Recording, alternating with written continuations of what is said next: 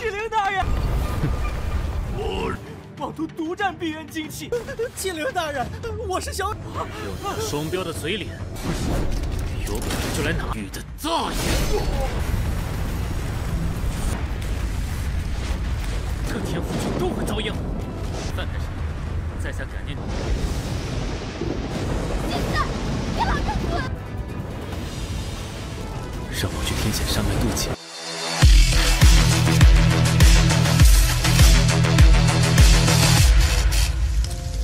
Halo semuanya, selamat datang di Ruang Sinema. Bagaimana kabar kalian semua? Semoga selalu sehat dan baik-baik saja. Sesuai jadwal, jadi pada hari ini kita akan kembali melanjutkan series Donghua Village Battle Spirit episode terbaru, yang mana ini adalah episode yang ke-119. Bagi yang mau bergabung dengan series ini, kita sudah sediakan playlistnya. Jadi kalian bisa dengan mudah mencari di mana episode awal dari series ini. Sebelum kita mulai episode terbarunya, kita akan melihat dulu apa saja yang telah terjadi pada episode sebelumnya, tepatnya pada episode 118.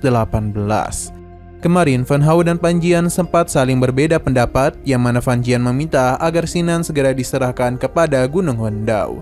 Sedangkan Fan Jian berkeinginan agar Sinan tetap di sini. Karena begitu, kekuatan keluarga Fan bisa meningkat. Fan Jian pada akhirnya tidaklah bisa menolak, namun dia memiliki sebuah niatan tertentu. Jadi di saat para murid dibawa ke dalam gua, Fan Jian sudah meminta agar Fang Yu melakukan sesuatu kepada Sinan.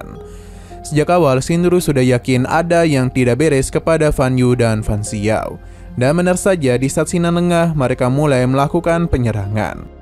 Namun Sinan telah memberitahu Shinru kalau kedua pria ini tidaklah mungkin bisa melakukan sesuatu kepadanya.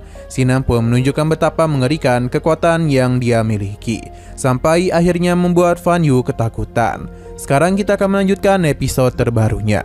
Kekuatan yang Sinan tunjukkan telah membuat orang-orang di sana ketakutan. Ia pun mendekati Fan Yu untuk bertanya siapa yang telah mengendalikannya.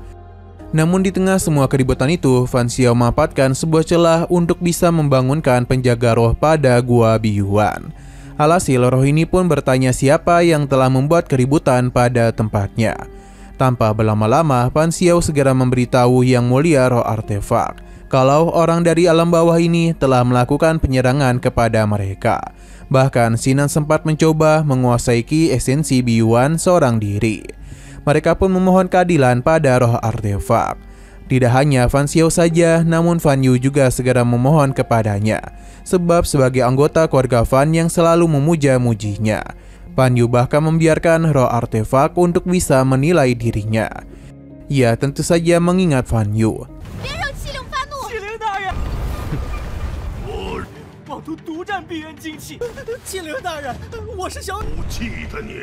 Jadi dia pun segera meminta roh artefak untuk memberikan hukuman kepada Sinan. Sebab sebagai orang bawah, dia itu telah melanggar aturan. Tapi Shinru segera menghentikan semua ini, karena yang pertama kali menggunakan jimat adalah Fan Yu dan Fan Xiao. Sebenarnya roh artefak percaya kepada Shinru, namun mereka berdua ini adalah anggota keluarga Fan, jadi masihlah dapat dia maafkan. Berbeda dan Sinan yang berasal dari alam bawah. Terlebih lagi tubuhnya mengandung aura ki esensi. Jadi Sinan ini sudah melanggar semua peraturan di tempatnya. Atas apa yang telah dia lakukan, roh artefak pun akan menghukumnya dengan cara menghapus seluruh kultivasi yang Sinan miliki. Sinan tidaklah mempermasalahkan hal tersebut, dan sepertinya dia itu memang pantas disebut sebagai Tuan Besar Alam Atas. Namun roh artefak ini bingung, padahal ki esensi sangatlah sulit untuk dikumpulkan.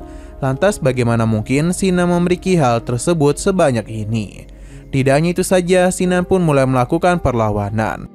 Ia sadar kalau apa yang dilakukan oleh roh artefak sama sekali tidak adil. Selain itu, mereka juga berniat untuk mengambil ki esensi miliknya. Roh artefak mencoba untuk menyerang, namun ada roh dewa perang yang langsung saja melindunginya dan bahkan menghancurkan lengannya. Sinan sudah sangat bosan melihat mereka yang berpura-pura menyukainya. Namun sebenarnya mereka menginginkan apa yang ada di tubuh Sinan. Ia mempersilahkan mereka untuk merebutnya, itu pun jika mereka ini mampu melakukannya. Sinan juga sudah tidak peduli lagi dengan aturan yang terus mereka katakan, padahal mereka sendiri yang melanggar. Hanya dalam satu kali serangan saja, roh artefak telah Sinan kalahkan. Akibat hal tersebut muncullah getaran yang cukup besar. Ini bahkan sampai ke sisi luar gua yang membuat para tetua kebingungan dan apa yang telah terjadi.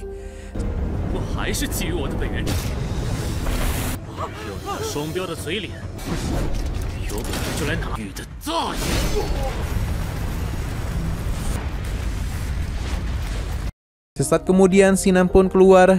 Dan di sana sudah ada leluhur dan kepala keluarga yang menyambutnya. Sinan telah diikat agar tidak memberikan perlawanan apapun. Fan Chen sangatlah marah kepada Sinan sebab dia telah berani menghancurkan Cape Heaven Beyond. Atas apa yang telah dia perbuat, seharusnya Sinan telah menyerah. Leluhur Fan meminta Sinan untuk tidak melakukan perlawanan yang sia-sia. Tapi demi Xingderu, dia akan memberikan hukuman ringan kepadanya. Fan Hao menyarankan Sinan agar masuk ke dalam keluarga Fan. Dia berjanji akan memberikan kesempatan dan keberuntungan untuk membantunya meningkatkan kekuatan. Bahkan kerusakan pada Cape Heaven Beyond bisa mereka lupakan. Sebenarnya Sinan ini sangatlah berterima kasih atas kepedulian Fan Hao kepada dirinya. Namun masalah di Cape Heaven Beyond tidaklah sesederhana yang terlihat. Tapi ini bukan saat yang tepat untuk membahas hal tersebut. Fan Chen tidak yang berbasa-basi lagi karena bagaimanapun Sinan sudah membuat kesalahan besar. Jadi lebih baik mereka menyerahkannya kepada Gunung Wendao agar dapat menerima hadiah yang besar. Tapi Fan Hao masihlah ingin memberikan Sinan kesempatan terakhir. Ia hanya perlu mengatakan bersedia bergabung dengan keluarga Fan. Namun Sinan memberitahu kalau dia ini sudah berada di puncak tahap Nation Soul.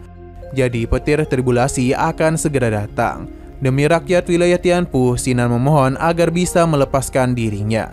Karena jika tidak, wilayah Tianfu akan terkena bencana besar akibat petir yang akan menguji dirinya. Namun leluhur Fan tidaklah percaya. Sampai akhirnya apa yang Sinan katakan pun telah terjadi. Ia mencoba untuk memperkuat pertahanan tempat keluarga Fan dari petir tribulasi. Namun usaha dari leluhur Fan sia-sia saja. Sebab kekuatan petir ini terlalu kuat, bahkan Fan Yu yang mencoba untuk kabur langsung saja tersambar.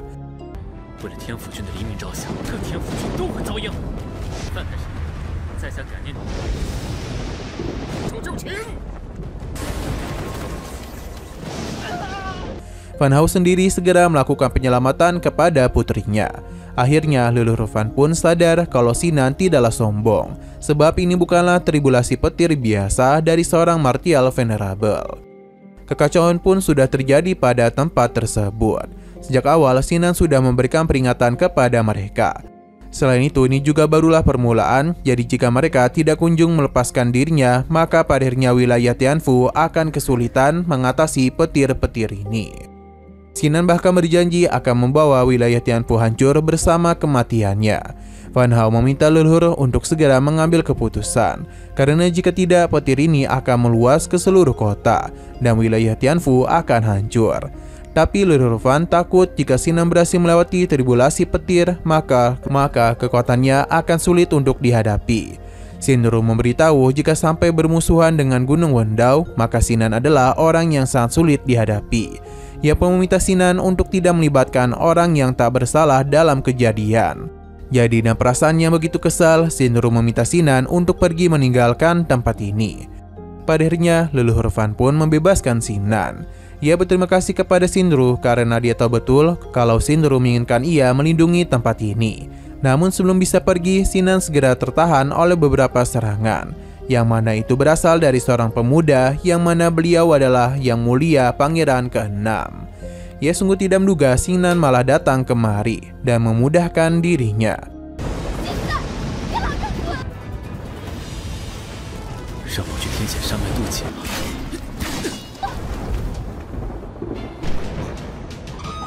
Semua orang telah memberikan hormat kepadanya. Pangeran ini tidak ada niatan untuk membiarkan Sinan pergi karena dia sudah mencarinya kemana-mana. Sinan meminta untuk melepaskannya karena jika tidak wilayah ini akan hancur. Namun Pangeran ke-6 tidaklah peduli dan meminta para penjaganya untuk menghancurkan petir-petir tersebut. Xingderu sebenarnya sangatlah khawatir kepada Sinan, namun Fan Hao segera menahannya karena dia itu sudah bermusuhan dengan kekaisaran. Sedangkan Sinan sendiri merasa ini sudah terlambat. sebab episodenya sudah habis duluan.